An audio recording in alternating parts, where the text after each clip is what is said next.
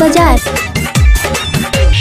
पहले कांवरिया गौरा बोल बम बोल के हमके पिया तनी भंगिया के घोल के सुन तारू हो।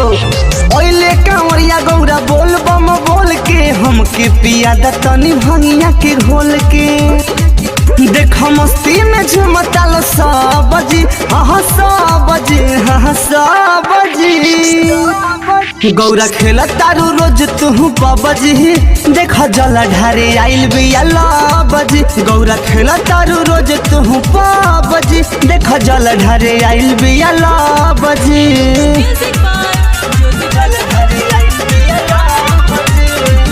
देव घर न गहरिया हमें गुजे बोला बम हो दे तू गाजा हम लगाई लेती दाम हो।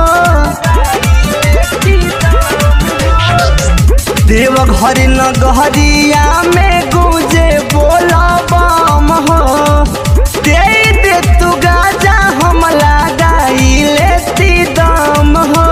भंगिया के बिना हम तो रह नहीं पाइब रूठिए के हम कैला से चली जाइब। भांग पिस दला गौरा के माम जी हाँ माम जी हाय माम जी।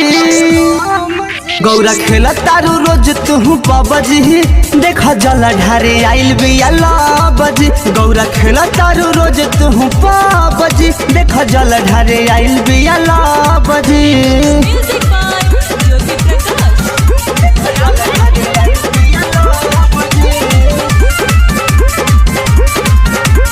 एसएम रिकॉर्डिंग स्टूडियो जतौर बाजार।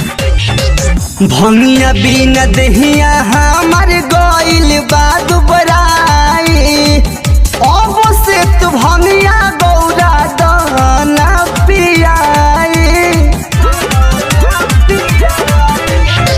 भंगिया बिना दहिया हमार गइल बाद बराई अब से तू भंगिया गौरा दाना पियाई। पहले उधे भान डीजे बजावत साथे रघुनंदन के नाचत गावत हम तो करिले रउआ से लव जी हाँ लव जी हाय लव जी। गौरा खेला तारू रोज तू बाबजी देख जला ढारे आइल बिया लाबजी। गौरा खेला तारू रोज तू बाबजी देख जला ढारे आइल बिया लाब।